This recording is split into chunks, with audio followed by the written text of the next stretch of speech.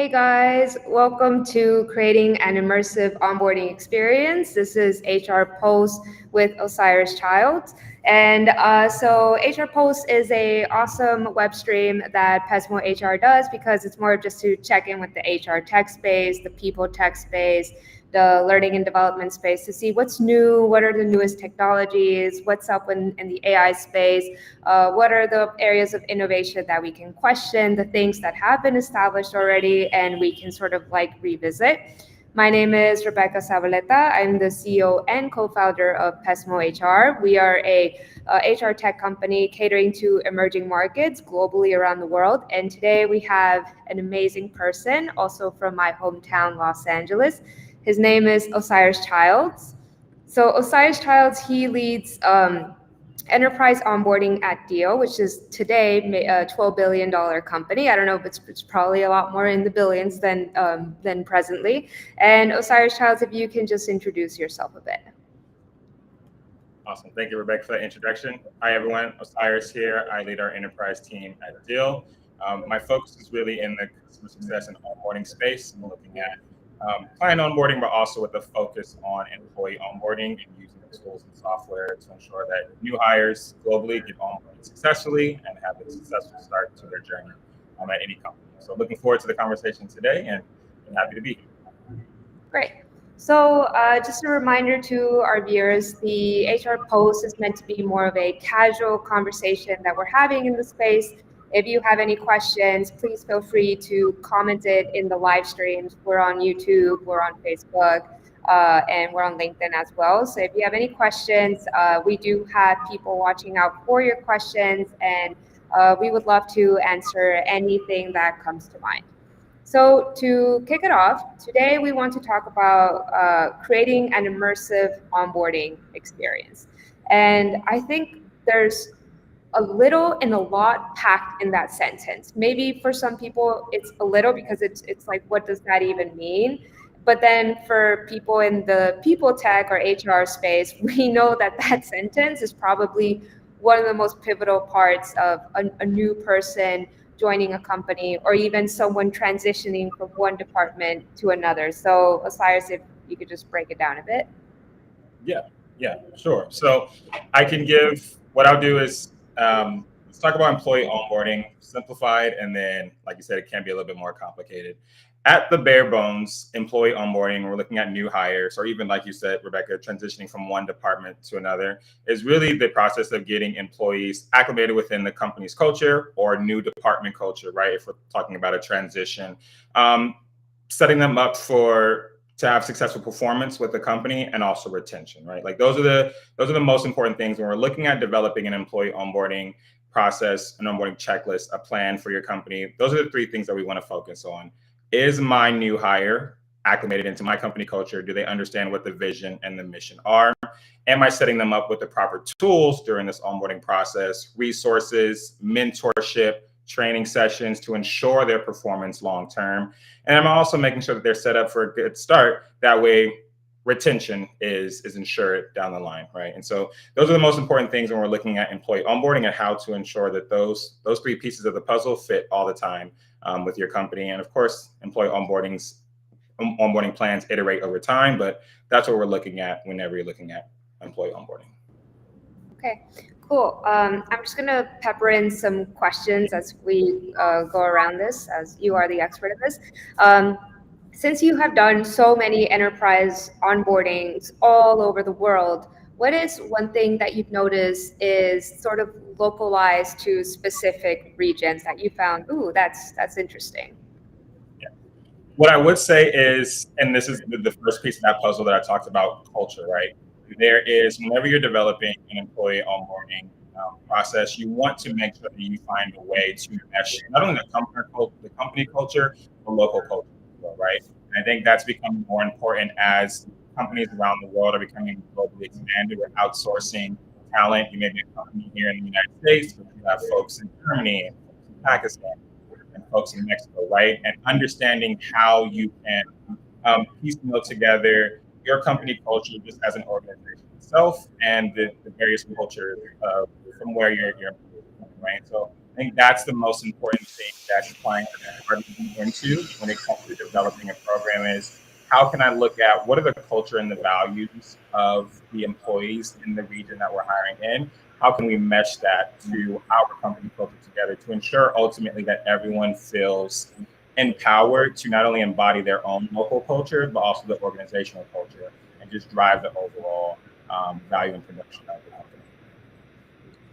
And I've been reading a lot on how to measure onboarding, and I guess the first question is, how long do you measure onboarding for? When is someone outside of that onboarding stage? Right. I think that question will depend on a couple of things. One, just the overall company size, maybe the maturation stage of the company, but also the role, right? When we look at typical onboarding periods, I would say the sweet spot is 30 to 60, 90 days, potentially 90 or 30 to 60 days, potentially 90 days, depending on maybe the complexity of their role that the new hires are coming into. The 30 to 60-day window is really that sweet spot when we're thinking about employee onboarding.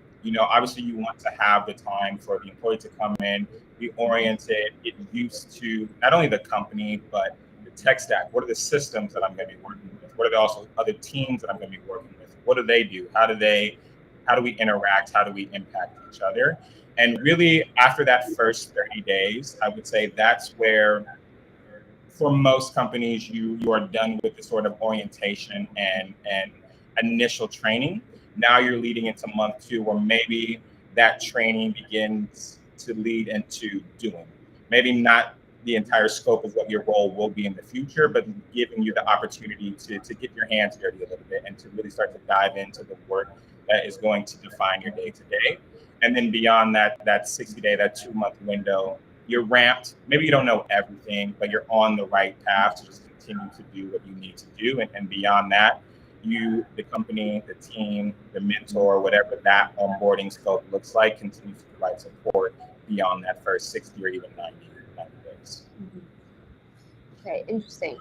And when we talk about the length of onboarding, when is it that you can actually start measuring that it's this specific inflection point that will really start impacting long-term retention?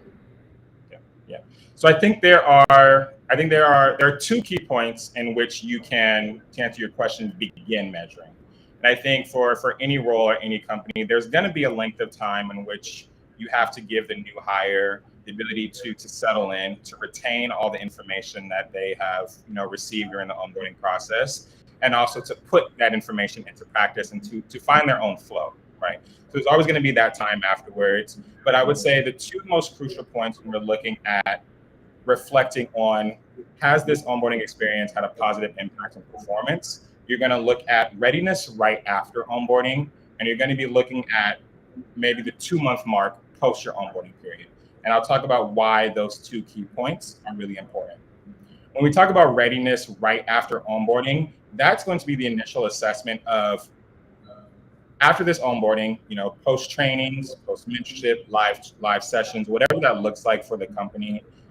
Do I, as for example, a manager, feel confident that I have prepared my worker to move forward with their day to day?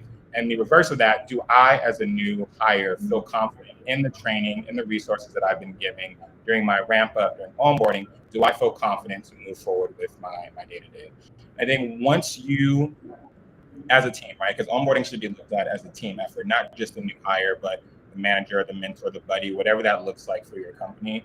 If you can ask yourself that question, and the both new hire and the manager can look at that and say, yes, we both feel confident, you're prepared, you know how to execute. Again, you're not going to know everything.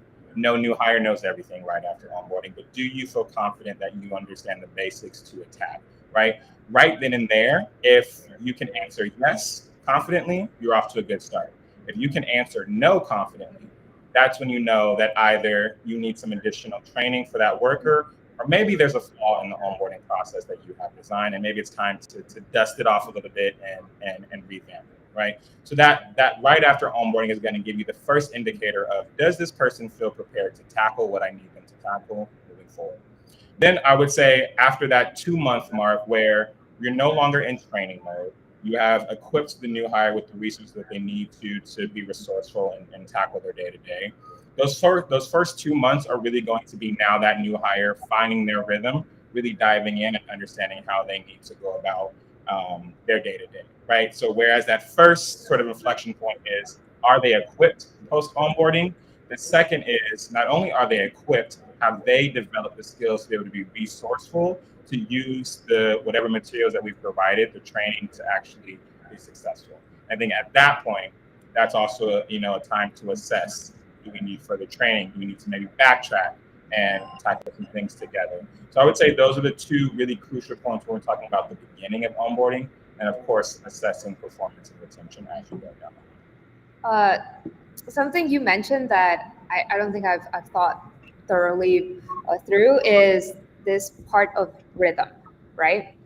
For a startup, when someone joins a team, it's like, oh crap, like, I have to, like, what is it called? It's like you're drinking from like the fire hose, right? You're intaking all of this information. It's like you got to meet all these teams. You're learning names, you're learning tech stacks, you're learning the product, you're learning the client, you're learning ICP. So it's kind of a lot, right? And I guess my question is, have you seen different rhythms for different companies? And what do companies do when someone is mismatched for that rhythm?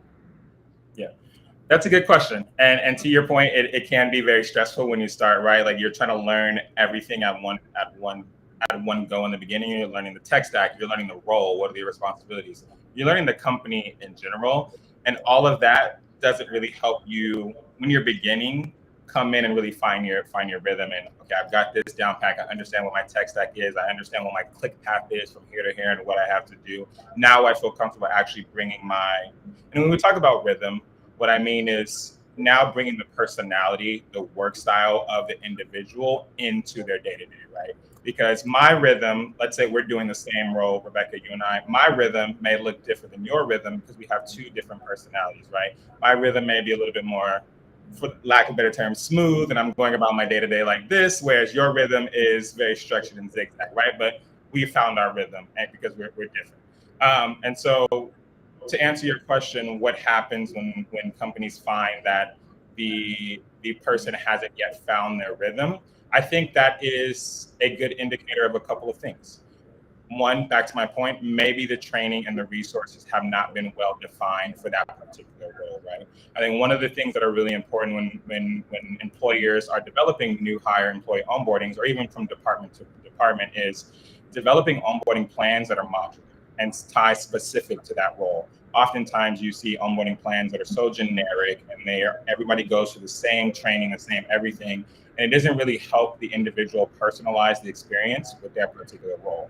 Right. And so in those cases, it's almost difficult to find your rhythm because you haven't really received the proper instruction for what's going to be particular to your role. And you almost have to go fend for yourself to find it. So then there's that extra time needed to then find your rhythm because you receive this very black and white onboarding process, right? That's not really specific to you. You then have to take extra time to now fill in the color yourself for what is specific to you. And then you go find your rhythm. So that's one thing. Is my plan outdated or is it not specific enough to the role? And then I think a second indicator is at that point, if you know that the onboarding process has been clearly defined for the particular role, it has set maybe others up for success from the beginning. Maybe that's an indication that role is not necessarily the right fit for the individual, or potentially even just the company value culture itself. And at that point, there needs to be assessment of what can we do to either have this fit, or do we need to think about alternative ways to move around this, additional training, maybe restructuring the role, whatever that looks like. But there has to be a point of assessment at that point. And then and at the end of this, I kind of want to like throw out an onboarding plan, and let's see how bad you butcher it. So okay, yeah, that'll be fun. So based on our conversations, it sounds like there are two distinct sort of like onboarding plans, right? There's the onboarding checklist for or the immersive experience for the company, right? Understanding the company culture, the company values. And the second one is more of like the onboarding plan for the department. For example, I know for our teams, we have different inflection points for was our onboarding successful. And these inflection points are like for engineering, it's how long did it take for the first commit to happen? And then for the sales team is how long did it take to close their first deal within the 30, 60, 90-day sort of like onboarding cycle, right? So for managers who are thinking more within their departments, like they have their department hats, right? What would you recommend for them to not just write another templatized onboarding plan, how to onboard an engineer, how to onboard a product person? Like, what do you recommend for them that you've seen sort of creates magic? I think and I'm glad that you brought up that example of, because when I gave my answer on what are those inflection points when we're talking about measuring the success of the onboarding, I gave a very generic, right after onboarding, 2 months after. But to your point, depending on the role, depending on the department, that can be at different times, right? Specific to, for example, my team, I'm looking at your past onboarding, you now have your first full book of business. How quickly could we close that first book of business, right? So similar to you, it is a time component to that metric that we're measuring. In terms of how, with the department hat on, how can we create magic? I think there's a couple of ways you can do this. And from experience, what I've seen work for not only our company, but for other companies. One, I think companies undervalue current employee feedback. And what I mean by that is I think when employers or even managers, department heads are developing employee onboarding programs, there's sort of this high level view of what do we feel like is important for the person to learn in terms of company value, right? And even integrating that into very modular role specific or even department specific onboarding plans.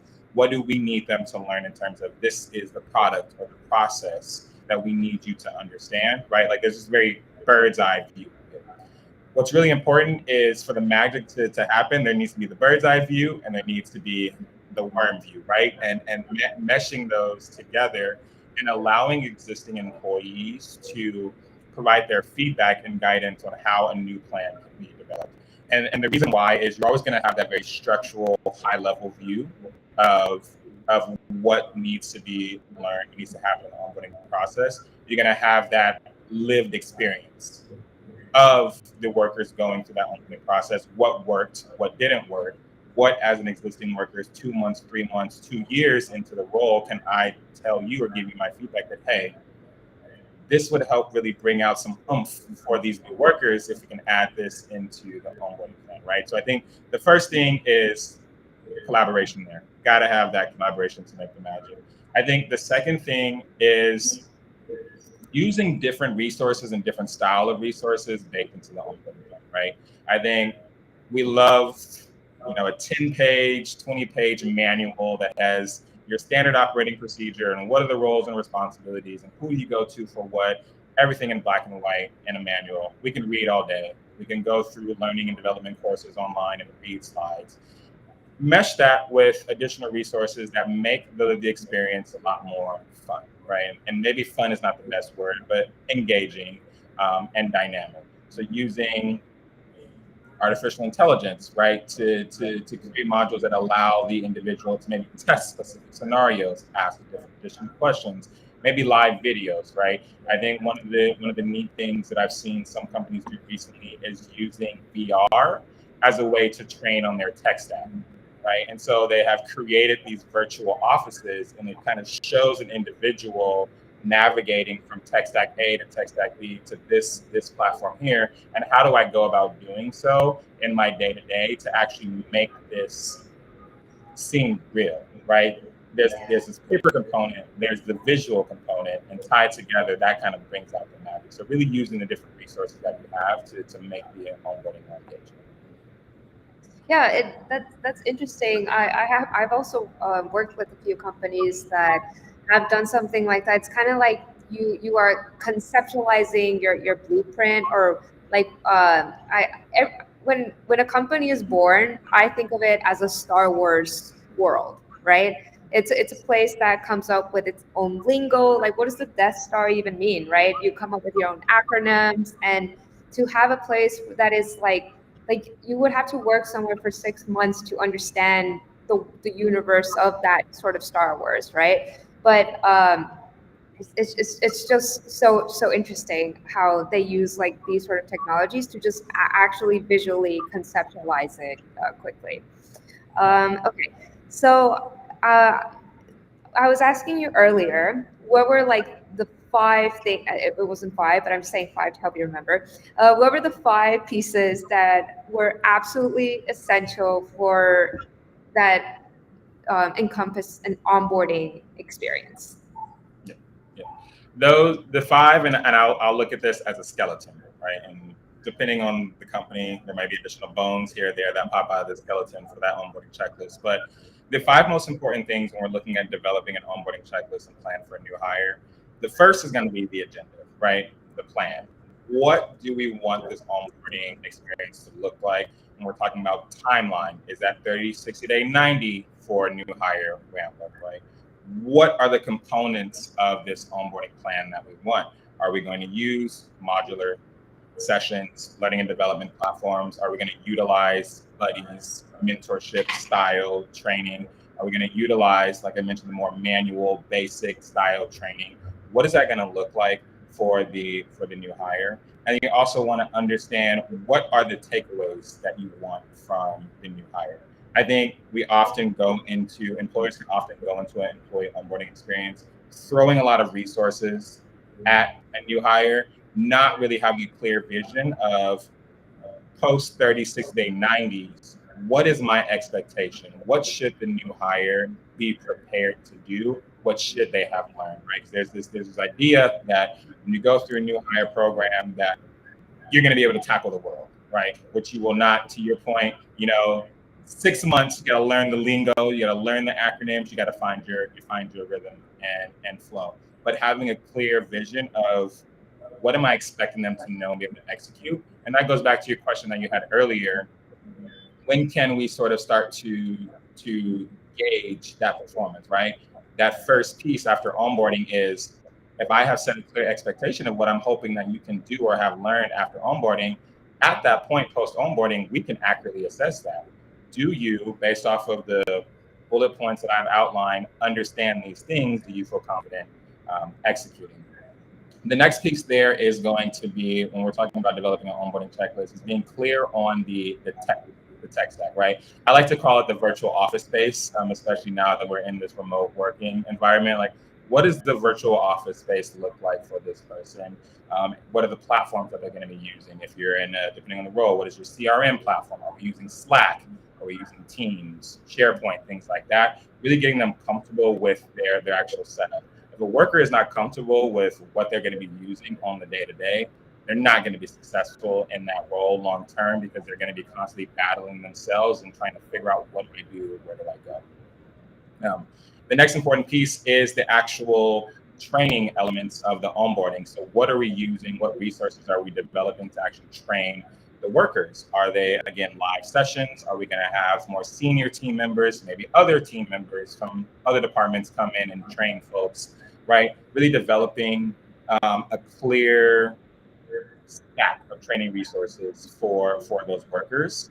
And then what's really important when we're talking about onboarding is having a mentorship / support element to it as well, right?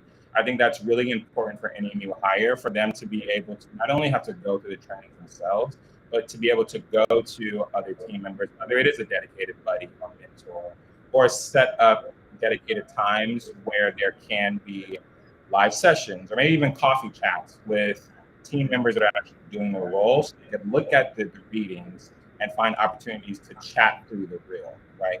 I think that's what's really important for new hires is understanding what is the knowledge that I'm digesting, how can I apply that to my role moving forward. And one of the biggest pieces that will set an employee up for success is as they're going through training, if they can begin to not actually apply because they're not doing the work right then and there, but mentally and theoretically apply what they're learning to what they're going to be doing. And the only way they can really do that is have the opportunity to talk through that with with team members, with an existing worker, mentor, buddy, whatever that looks like for the specific employee.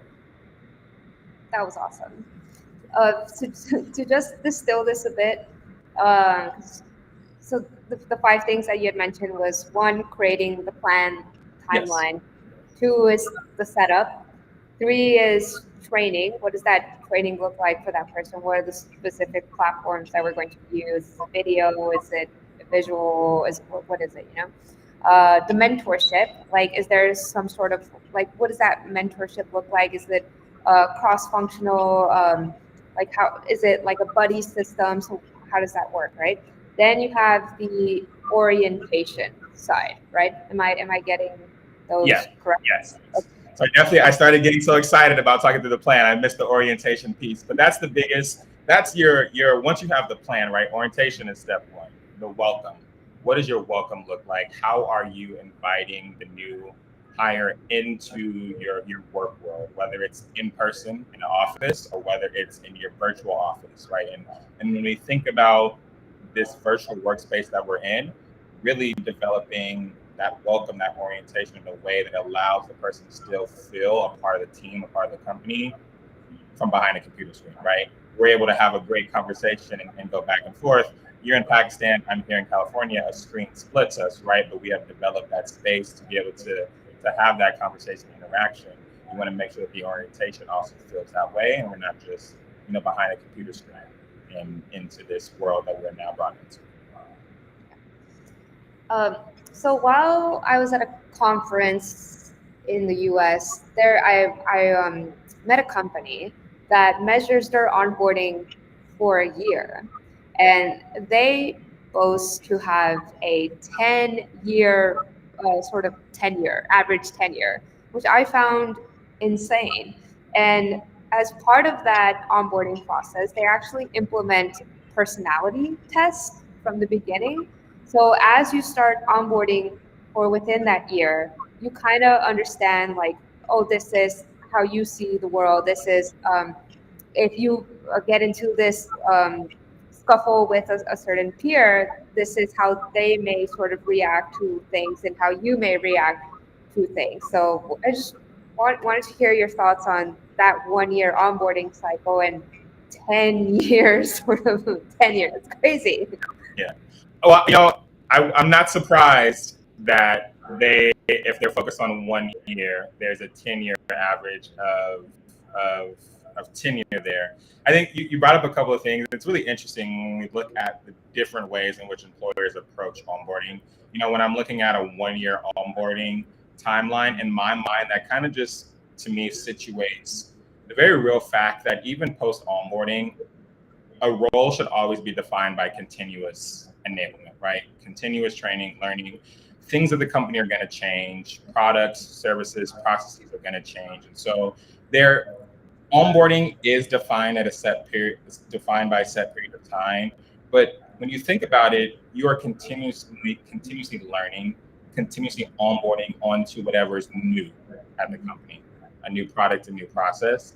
I think it's really interesting that they also factor in personality as well. I think that's really important because when we talk about company culture and values, and even back to your question at the start of the call about how can employers sort of mesh in the local cultures, I think assessing personality is really important because it can make or break the success of a team or an individual at a company. If a company really values collaboration and feedback and teamwork, and you've hired a person and their personality is very one way only, I'm in my box, I'm in my bubble, I don't want to collaborate, I want to get my work done, right? Like that's going to be a culture clash for just the company in general, right? So I think that's very interesting. That 1 year onboarding timeline is interesting, but I think that fits in with the very real, thing that onboarding, learning at a company never stops. The moment that you stop educating your workers, you set yourself up for success, for failure at a company, because they're not going to retain everything. You got to continue to make sure people are brushed off. Whether you've been somewhere 3 years, 30 years, 3 months, there's got to be a track where you can continue to improve and learn. It doesn't just stop after a work. Yeah. Some of these personality tests were like from the characters from Top Gun, like there was goose, and it's just like, and it was incredible because they gave a panel and each of them perform according to their characters. Like, this is the guy who is going to be giving most of the talk. This is the person who's going to give the more technical stuff. This is the person. And it was just all so situated. But you and I were talking from more startup experiences, and you're also talking from a blend of like enterprise experiences. But once you go into emerging markets, you realize that people are at companies for like 30, 40 years, right? Once you find like that sweet spot, that sort of like security, you start to see the tenure to be a lot longer in larger enterprises. And in the US, they're actually much shorter because the lifespan of a company has actually decreased. Like within the S&P 500, the average lifespan of a company has decreased because there's constant like acquisitions, the big companies getting bigger, and I just found the whole 1 year, 10 year thing very very interesting. So. Yeah, I think that's so back to that personality piece and where you're talking about, the scenarios and they were acting as the character. I was listening to this podcast the other day. I've been listening to a lot of leadership podcasts. My manager put me on to John Maxwell. I think one of the things that they mentioned in the podcast is when you're existing as an employer, looking at a team or a department, you want to look at the makeup of your workers like the Avengers, right? And when we're talking about personality, when we're talking about superpowers of the workers, the Avengers wouldn't be the Avengers if everyone was Spider-Man, right? Like, it would just be Team Spider-Man, not the Avengers. And so when we're talking about even personality, not only looking at does the personality fit with the team culture, the company culture, but can we capitalize on the various personalities, the various superpowers, right? To have a team of unique personalities that ultimately drive the company, the team. Everyone's going to be different. You can take 10 workers from the same town, from the same country. They're all going to be different. Their personalities are going to be different. But can you capitalize off of that? I can talk about that all day. That's maybe another HR post conversation. I just realized that the ultimate big boss and the Avengers, I'm blanking on his name, wouldn't exist if in the Avengers everyone had the same superpower. So Exactly. Yeah. Oh my God. Forgetting his name. Okay. So any sort of parting words of wisdom, Osiris, that you want to share with us? Yes, I would say. Oh, what would I say? I like the word that you used, magic, earlier. How can you create magic with an employee onboarding program? I think my parting words would be take time to develop an onboarding plan that creates magic for your workers. If you can invest the time to create a plan that not only helps the employee situate into the company, but also situate well into their role, I promise you will make some magic. The moment that you take away that time and you just throw something bare bones at a worker, it's going to reflect in their work, it's going to reflect in their attitude, and it's going to reflect in how quickly they get acclimated to the team. So take some time to make the magic. I promise you it's worth it. If you do it once, of course your plan will change over time. If you do it once, you invest that time in once, it will set your team, your department, your company overall up for long-term success. Amazing. Those were truly magical words. Thank you, Osiris. And I'm just going to leave a second for questions. Are there any questions in the feed? I'm just going to wait for someone from my team to just message me. Okay. Okay, so I guess we're getting no questions. Looks like we answered everybody's questions just by talking to each other. Love when that happens. Yeah. Okay, cool. Well, if anyone wants to leave any question in the feed, Osiris and myself, we'll be looking at it over time. And if you have any feedback or any suggestions on what onboarding experiences have worked for your company, please share with us. I know mine is more where we throw someone literally in the pool and we tell them to swim because we're a startup. So my team's probably listening to this right now and they're like, oh, that would be nice to have a proper onboarding experience. So yeah. Okay, they're cool. looking for you to make some magic. Yeah. I'm looking to figure out how to measure it. Thanks, Osiris. Thank Thank you so you. much for having me. Take care.